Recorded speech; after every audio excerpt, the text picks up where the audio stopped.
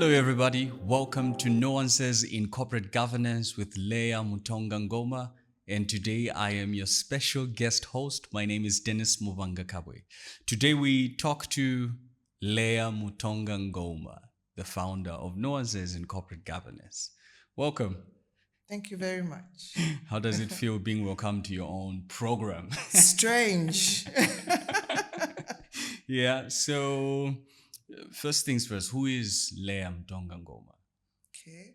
I was born Leam Tonga in Goma by marriage, Okay.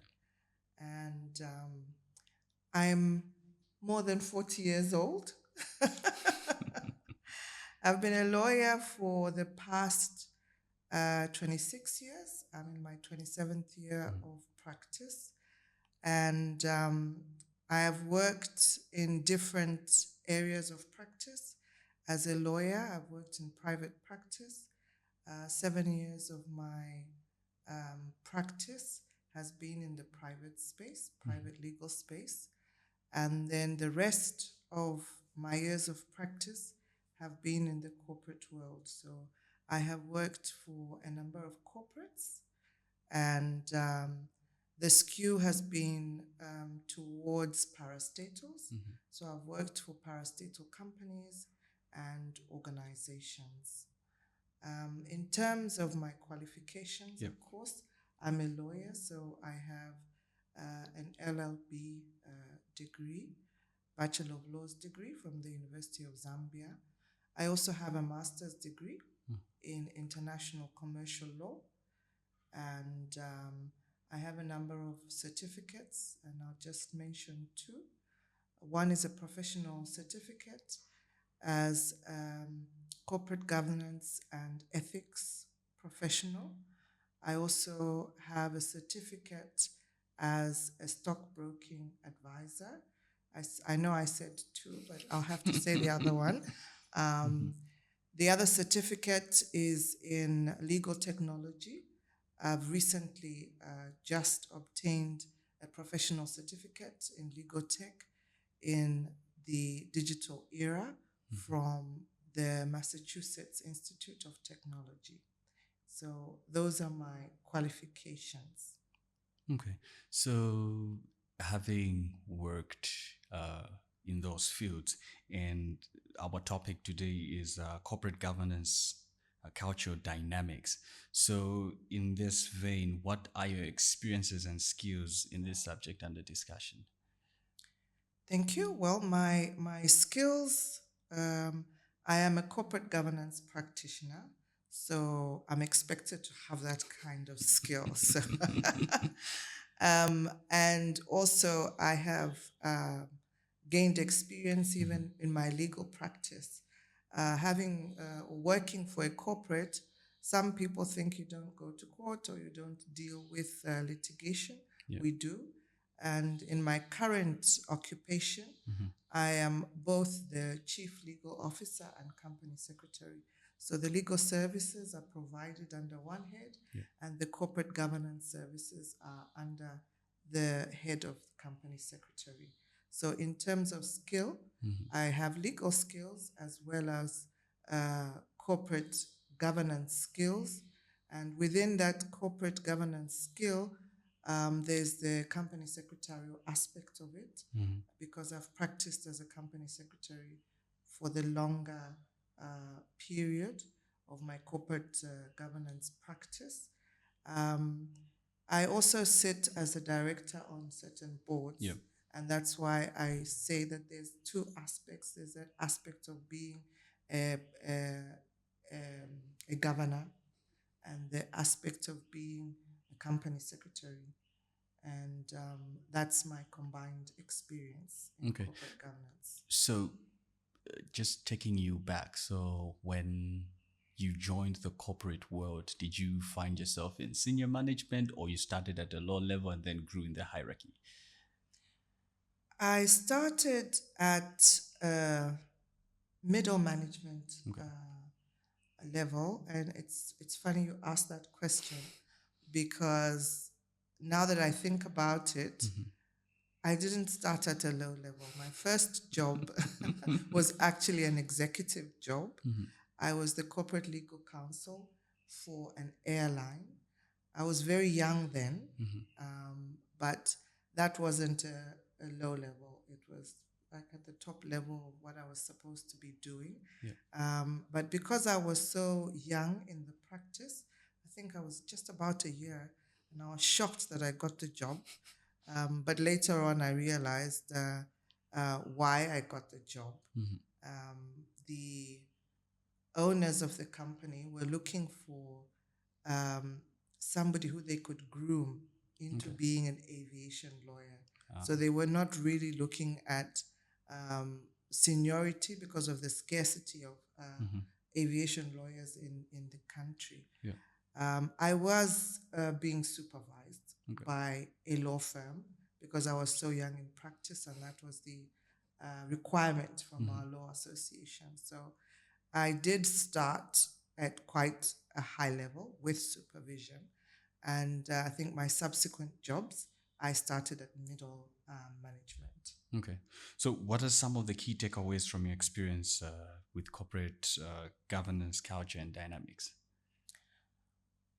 Okay, so I think in answering that question, I would like to just talk about my first experience with corporate governance up until where I am, where I'm in a position of executive leadership as my main stream job. So the first experience I had with corporate governance was a casual job in my gap year.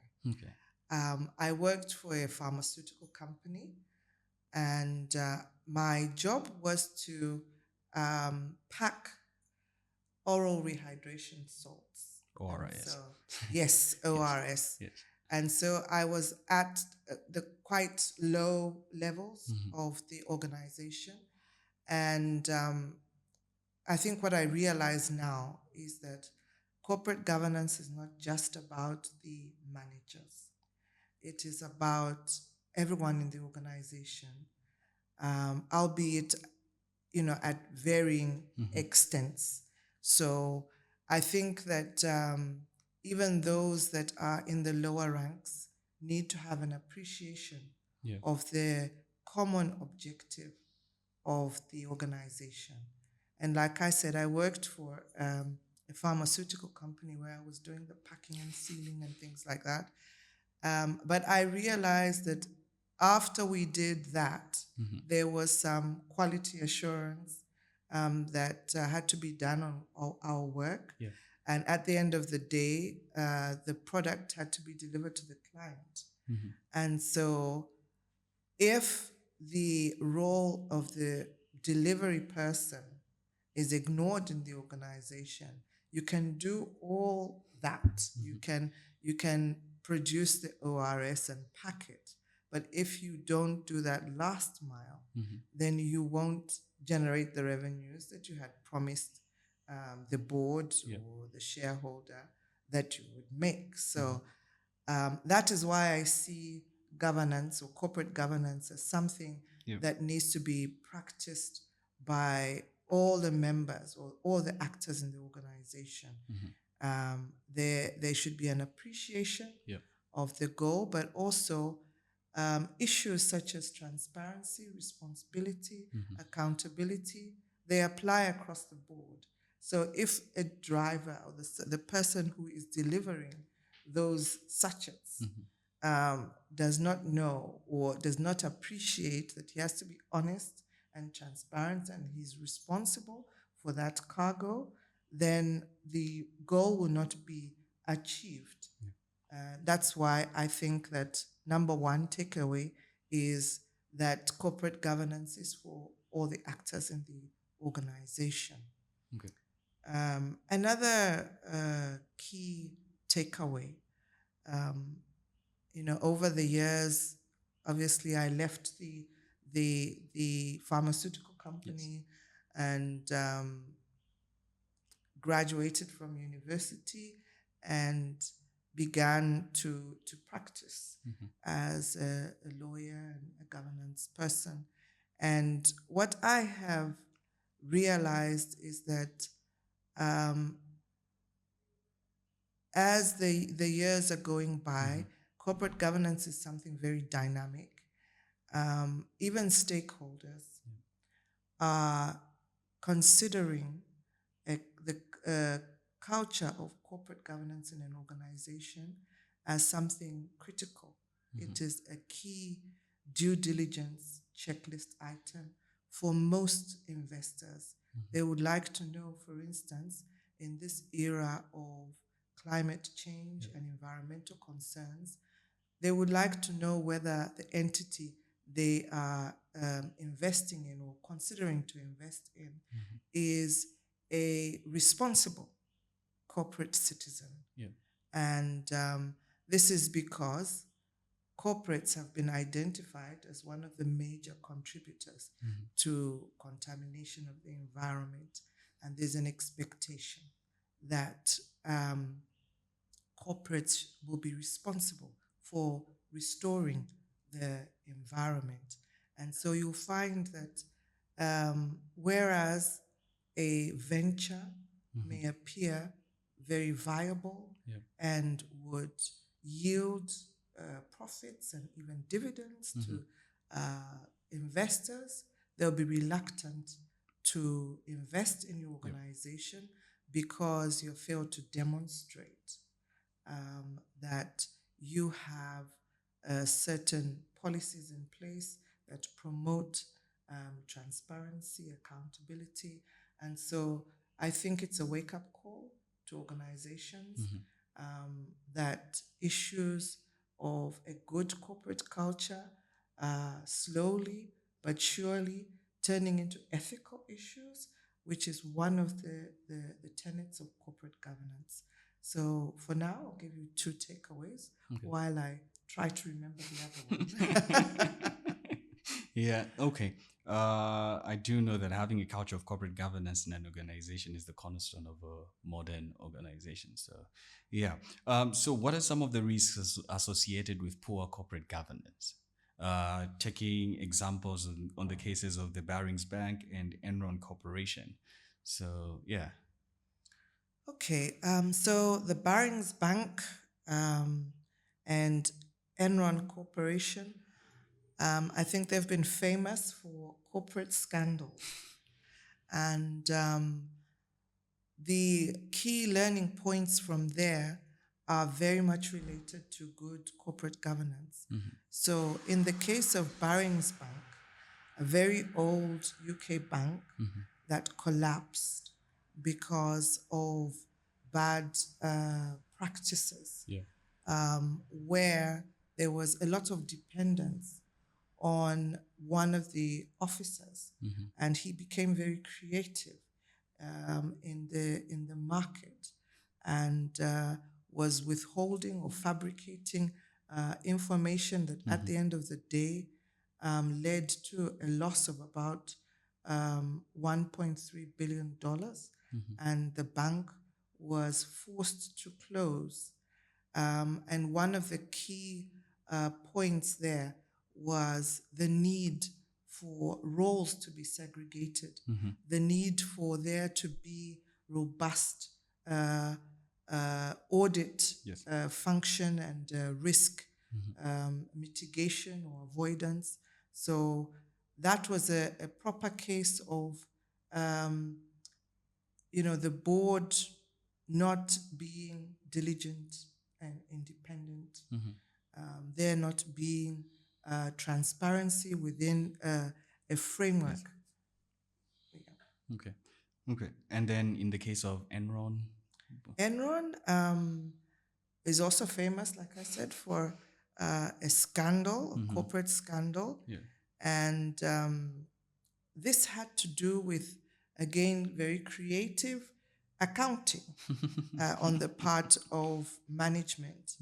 And this got the company in a lot of trouble because there was a lot of inflation of figures and profits and value of assets. And so at the end of the day, when the scandal came to light, there was a lot of loss on the part of share owners, capital, but also a lot of loss of employment. And again, this was a case of,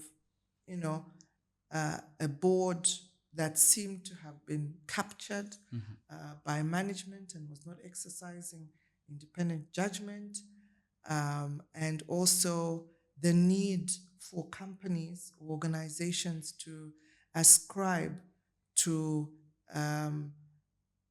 accounting standards. Like I said, the accounting standards that were used in the case of Enron, I think were called out of the book accounting standards, whatever those are.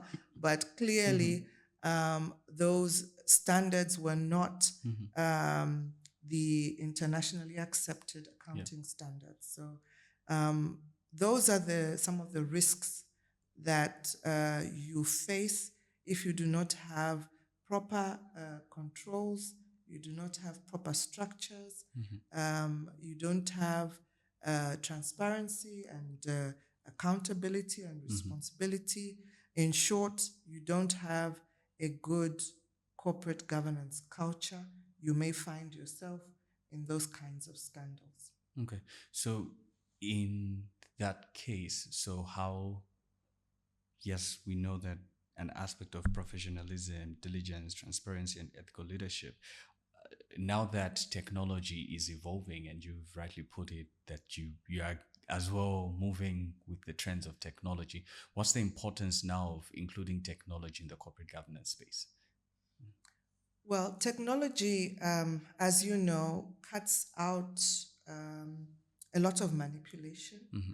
I always say human beings, they're the most intelligent computer. It's not the computers that are intelligent. It's us, human beings, that are smart. And because we are smart and we are able to work around certain things, we can get very ingenious. And manipulation is one of the things that I think human beings are good at. We are good at manipulating facts. We're good at manipulating systems. But technology and the way that it's evolving, I think, is trying to take care of some of those eventualities. Manual interventions are being replaced with automated interventions. And even in our space as lawyers, you find that sometimes evidence can be manipulated. But now with technology such as blockchain, you will find that it's very difficult to manipulate the chain. And if the chain is broken, you can't move on. So technology is going to assist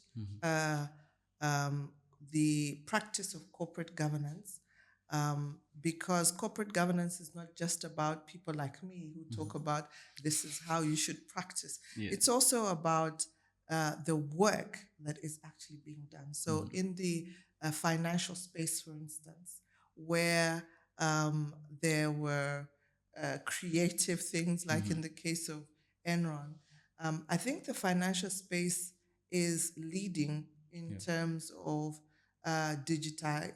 digitizing their spaces and their systems. And it's because they want to have proper controls and have a clear or real picture of what's going on. So this will help us, especially in the area of accountability and responsibility, because within the chain, and if you have good controls, you find that there are different people involved in the chain for you to achieve the end goal. So there will be checks and balances, and they will be done more efficiently and hopefully cost effectively. We are being told that, you have to go tech because it will be cheaper for you and it will be more efficient. And I think that is what governance is also about. It's about effectiveness and efficiency. Okay. So another aspect is the need for networking and empathy. Well, what's your comment on that in the corporate governance space? Well, networking, empathy, there are lots of stakeholders in corporate governance. And before, there was a theory, or there's still a theory, it's called the agency theory. It's the older theory of corporate governance. And basically, this theory entails that the owners of the company call the shots, and the board and management do what the shareholders want. And there have been some observations regarding that theory, even through the courts. And of late, there's been another theory. It's called the stakeholder theory. And basically, what the theory says is that for a company to be successful, it needs to take into consideration the interests of its stakeholders. And so in a company, I'll just give you an example. A company has many stakeholders, but key are employees. Those are stakeholders because they work for you and they expect you to pay them.